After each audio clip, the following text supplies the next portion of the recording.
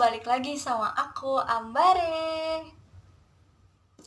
Aku adalah seorang netizen dan aku suka nonton YouTube di luar artis sekalipun, dan aku juga suka nonton komen-komen. Bahkan aku juga sering komen. Kalau kalian pernah nemuin YouTube aku ini di dalam komen, ya maaf kalau ada komen-komen yang kurang mengenakan.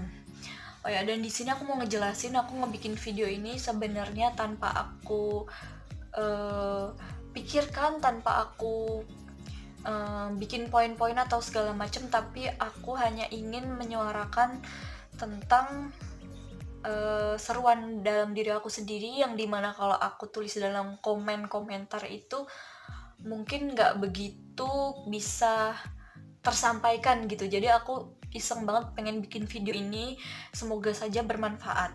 Nah, yang bikin aku pengen bikin video ini adalah waktu itu belum lama ini aku nonton video dari YouTubers JW, siapa ya, aku lupa pokoknya, nanti aku taruh di sini. Nah, di situ mereka bikin konten tentang pergi ke Malaysia dengan budget yang low, budget yang pas-pasan kayak gitu. Nah, di situ aku nonton komen-komenan orang Malaysia. Contohnya ada yang ngomong kayak gini, wah kalian itu orang Cina mata-mata sipit gitulah ya, tapi kalian dengan sangat lancarnya ngomong dengan bahasa Indonesia. Dan di situ aku kayak, so what, kenapa gitu, emang ada yang salah aku gitu. Dan aku cari tahu, ternyata emang kebanyakan di Malaysia itu, kalau pendatang, kayaknya ya mayoritas pendatang di Malaysia yang paling banyak itu Chinese, India, dan juga dari Bangladesh. Maaf kalau ada yang salah, tapi setahu aku itu ya. Dan kebanyakan dari 3 negara itu yang tinggal di Malaysia, mereka bahkan kayak nggak bisa bahasa Melayu, atau mungkin tahu tapi sekedar tahu gitu. Karena mereka biasa menggunakan bahasa sehari-hari adalah bahasa mereka masing-masing, atau bahkan menggunakan bahasa Inggris. Nah, menjawab dari pertanyaan orang Malaysia tadi, kenapa mereka yang YouTubers Indonesia atau orang Chinese Indonesia mereka sangat lancar atau bahkan sehari-hari menggunakan bahasa Indonesia. Pendapat pribadi aku sendiri, aku ngerasa bahwa kebanyakan dari negara Malaysia atau warga negara Malaysia itu mereka semua diajarkan bahwa bahkan dari lahir pun menggunakan bahasa Inggris. Kayak kehidupan sehari-hari mereka juga bahasanya kebanyakan serapan dari bahasa Inggris, atau ngobrol sama temennya itu menggunakan bahasa Inggris. Nah, itu kunci dasar kenapa Chinese Malaysia, Indian Malaysia, atau Bangladesh Malaysia itu menggunakan bahasa sehari-hari. Kayak gini contohnya, ada pendatang dari Cina, dari India, atau dari Malaysia yang menetap atau tinggal di Malaysia. Untuk pertama kali kita sebagai contoh aja, kayak misalkan aku dari negara Indonesia, aku mau tinggal di negara, mungkin negara luar, negara Italia, negara Prancis, negara Turki, dan lain sebagainya. Untuk datang ke negara-negara tersebut, aku nggak mungkin secara khusus atau aku mau tinggal di sana nih, aku langsung harus belajar bahasa mereka. Nggak mungkin kan, pasti kita lebih fokus, yang penting kita bisa bahasa Inggris dulu, yang penting kita bisa bahasa Inggris, karena minimal di negara tersebut kita bisa berkomunikasi, meskipun mereka juga kesusahan harus translate segala macam gitu. Karena bahasa Inggris adalah bahasa internasional dan bahasa yang harus kita kuasain, emang dasarnya seperti itu. Jadi menurut aku kayak gini, orang-orang negara luar tadi yang datang ke negara Malaysia, mereka pasti minimal bisa bahasa Inggris, walaupun bahkan gak lancar sekalipun gitu. Dan kuncinya tersebut, kalau mereka bisa bahasa Inggris, mereka datanglah ke Malaysia. Nah, di negara Malaysia sendiri, orang-orangnya hampir semua bisa bahasa Inggris. Jadi ketika negara-negara tadi datang, mereka tidak perlu mempelajari merasa tidak perlu mempelajari bahasa Malaysia, karena untuk berbicara atau berkomunikasi secara personal antara 2 orang, 3 orang, atau lebih dalam kehidupan sehari-hari, mereka ngerasa menggunakan bahasa Inggris itu sudah cukup. Mereka nggak perlulah pelajarin bahasa Melayu, karena ngobrol sama orang aja dengan bahasa Inggris mereka paham, istilahnya kayak gitu. Dan semakin hari mungkin mereka menikah, punya anak, dan Di situ misalkan orang Cina nikah punya anak dengan orang Cina juga yang tinggal di Malaysia, ya udah mereka menggunakan bahasa Cina karena memang pada dasarnya kehidupan sehari-hari sebelumnya di negaranya mereka menggunakan bahasa Cina. Kayak contohnya, aku adalah orang Jawa. Dulu waktu kecil aku tinggal di Jawa bersama dengan keluarga dan kita pindahlah ke Jakarta. Aku dengan mama aku sendiri ngomongnya ketika di sini aku berbicara dengan orang sekitar atau teman-teman aku yang tinggal di Jakarta, ya aku ngomong dengan bahasa Indonesia. Tapi dengan ibu aku, karena basicnya waktu dari kecil kita menggunakan bahasa Jawa, ya kita tetap ngobrol dengan bahasa Jawa. Karena kalau aku ngomong ke ibu aku atau mama aku dengan ngomong bahasa Indonesia tuh kayak apaan sih, karena kebiasaan kita yang ngomong bahasa Jawa gitu. Jadi kita tetap nggak melupakan bahasa Jawa itu sendiri gitu, walaupun dengan lingkungan sekitar aku ngomong dengan bahasa Indonesia kayak gitu. Nah jadi menurut aku seperti itu gitu, kayak di Chinese Malaysia, Indian Malaysia, dan Bangladesh Malaysia, kenapa mereka tetap menggunakan bahasa mereka sehari-hari dan nggak mempelajari bahasa Melayu karena tersebut gitu. Di sini aku bukan bermaksud memojokkan ya, tapi ya memang karena orang Malaysia bahasa Inggrisnya itu sangat bagus, dan bahkan kayak dari kecil kalian mempelajari bahasa Inggris, jadi para pendatang itu menurut aku ngerasa tidak perlu mempelajari bahasa Melayu gitu, karena bahasa Inggris pun juga bisa membuat kalian saling mengerti satu sama lain gitu. Sedangkan di Indonesia, mungkin kalau kalian penonton video aku ini orang Indonesia, kalian pasti paham gitu, di Indonesia bahasa Inggris itu tidak terlalu menjadi bahasa yang utama banget gitu. Aku sadar waktu kecil pun ada pelajaran bahasa Inggris, SMP bahasa Inggris, dan SMA pun ada bahasa Inggris pelajarannya, tapi bahasa Inggris itu nggak menjadi bahasa atau pelajaran yang begitu penting gitu, karena guru-guru aku sendiri juga mereka nggak terlalu menguasai ya menurut aku maaf kalau ada guru aku yang nonton, maksudnya mereka cuman bisa ya kayak sekedar ya basic bahasa Inggris aja gitu. Jadi kayak di Indonesia pun kalau misalkan ada orang yang bisa bahasa Inggris itu ada, tapi itu sangat minoritas, atau mungkin bahkan yang bisa itu kalangan-kalangan atas, atau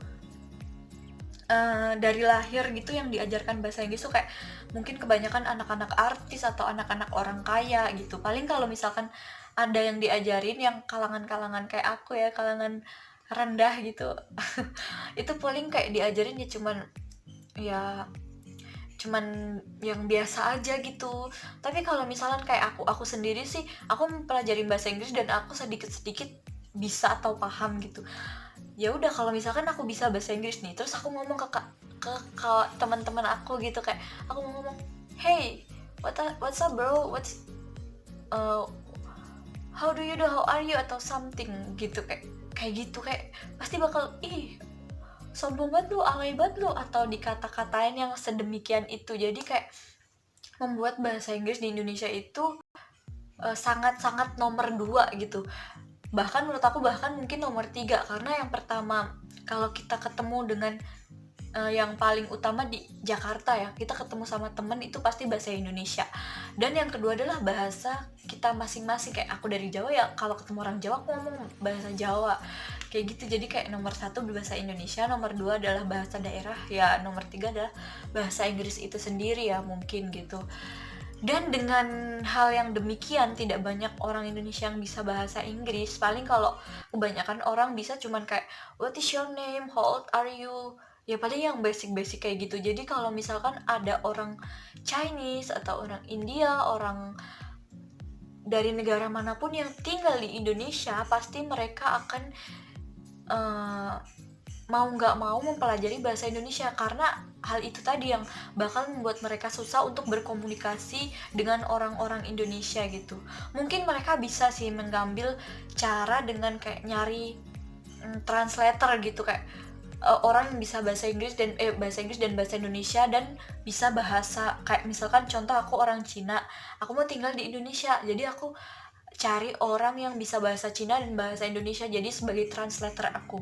Tapi menurut aku dengan kayak gitu akan sangat boros gitu, kayak apalagi kalau buat kita yang mau tinggal selama bertahun-tahun untuk membayar seorang translator itu kan mungkin dapat apa ya, sangat boros gitu, sangat menghambur-hamburkan uang gitu. Jadi mau nggak mau mereka akan belajar bahasa Indonesia gitu, karena percuma mereka bisa bahasa Inggris, ya mereka bisa ngobrol dengan orang Indonesia paling cuma beberapa yang bisa bahasa Inggris. Jadi karena mayoritas orang Indonesia itu tidak bisa bahasa Inggris, atau maksudnya bahasa Inggrisnya cuman basic-basic doang, itu akan membuat apa ya, susah gitu, kayak susah untuk berkomunikasi dengan orang Indonesia gitu. Jadi mau nggak mau pendatang dari luar negeri itu bakal belajar bahasa Indonesia. Dan kalau hal itu udah terjadi, misal orang Cina mereka nikah dengan orang Indonesia atau segala macam kayak gitu, atau bahkan ada yang orang Cina nikah dengan orang Cina, mereka punya anak, ya pasti dia anak itu akan bergaul dengan banyak orang, dan mereka akhirnya bisa bahasa Indonesia, akhirnya ngobrol dengan orang tuanya dengan menggunakan bahasa Indonesia. Jadi hal itu yang membuat bahasa Indonesia ini semakin banyak penggunanya, bahkan bule-bule sekalipun tinggal di Indonesia ini menggunakan bahasa Indonesia gitu, kayak mereka menggunakan bahasa Inggris hanya di waktu-waktu tertentu. Nah, meskipun aku sendiri ngomongnya pun bahkan masih dengan banyak menggunakan bahasa gaul, maksudnya kayak ya kayak gini gitu, nggak ngomong bahasa baku banget gitu.